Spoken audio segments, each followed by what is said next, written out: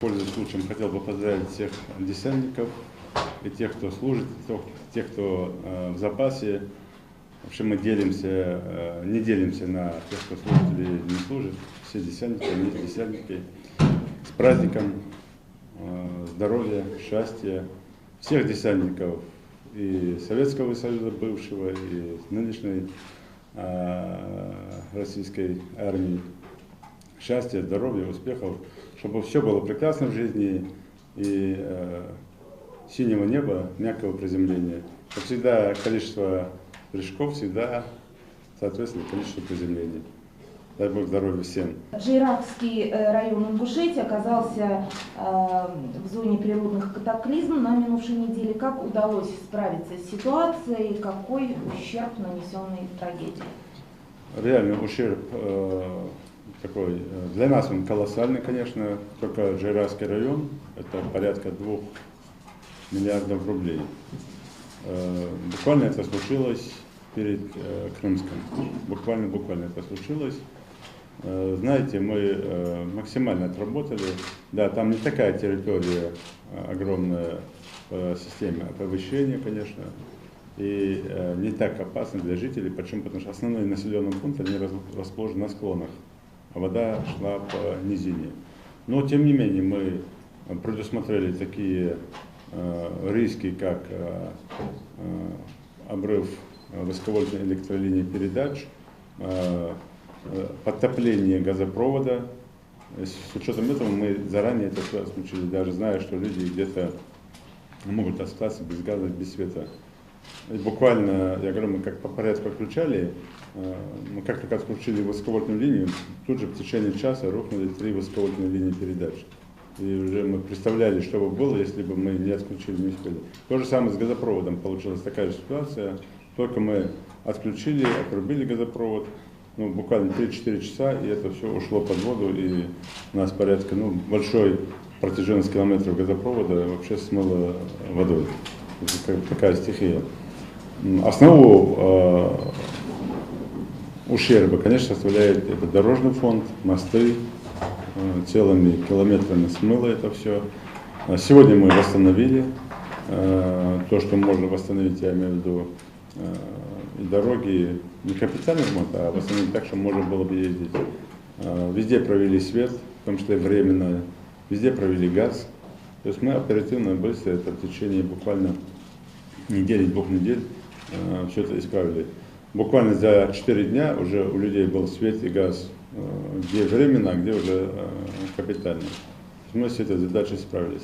Сейчас мы буквально вчера направили документы уже в комиссию МЧС, для того, чтобы уже с резервного фонда России уже просить средства на то, чтобы восстановить то, что уже разрушено. Одна из болезненных для республики тем – это отселение из оползневой зоны.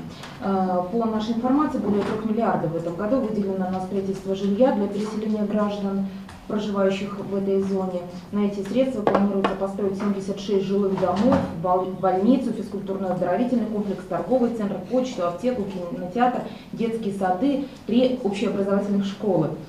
На строительство жилых домов и инфраструктуры отводится 1 год и 8 месяцев с момента заключения госконтракта. Вопрос, насколько реально уложиться в отведенные сроки и кто будет вести строительство? Жители республики?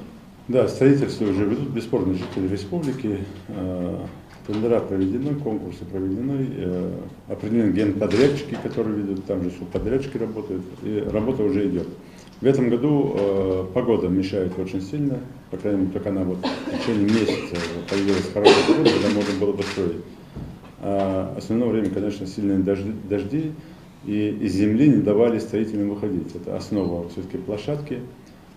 Уже сейчас процесс идет, там 2-3 смены строители работают. Где-то мы сорвем, я думаю, сроки где-то на 2 месяца с учетом погодных явлений, но тем не менее построим. Опыт у нас уже есть в этом направлении. Мы на эти деньги не строим школы, больницы, для социальной инфраструктуры денег нет. Мы там уже сами ищем средства, возможности, чтобы из бюджета республики справиться. То есть эти 3 миллиарда это только на строительство жилья? Это только на строительство для жилья и внешней инфраструктуры. Вот для таких целей. Планируется переселить мы в этом году планируем, но я думаю, что месяца на 2 мы затянем, планируется переселить более 800 семей. Только в этом году? Только в этом году, Только да. в этом году. И на следующий год мы должны завершить полностью программу переселения жителей из оползневой зоны.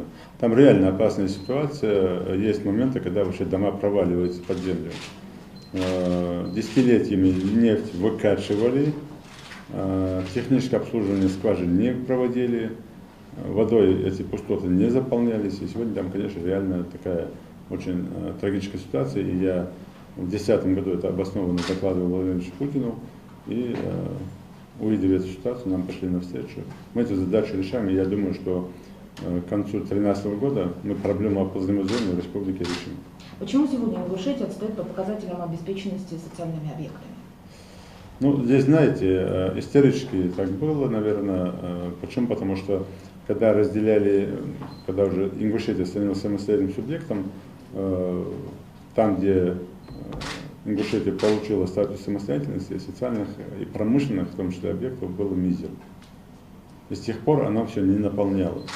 То есть не было отдельно выстроенной программы, схемы. Сама республика дотационная за счет своего бюджета не смогла бы это никогда сделать. И государственной программы такой тоже не было. Сложный период был, сложные годы, не было не то, что там школы, больницы, да, они были те, которые построены в те времена. У нас сегодня порядка 30% школ в 3 смены работают, и 70% в 2 смены. Это одно дело говорить, а другое дело это видеть. Это реально такая плачевная ситуация. Но то, что сегодня принята федеральная целевая программа социально-экономического развития Республики Ингушетия, и мы уже за счет собственных средств уже строим, и мы буквально за прошлый, за этот год уже ввели и вводим порядка 6 школ, столько же детских садиков. И с каждым годом это будем наращивать и будем исправлять эту ситуацию.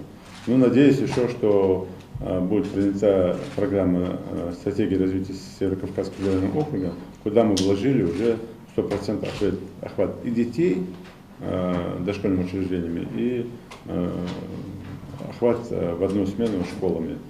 В том числе и больницы, и родильные дома, и другие объекты, которые сегодня республика очень остро нуждается.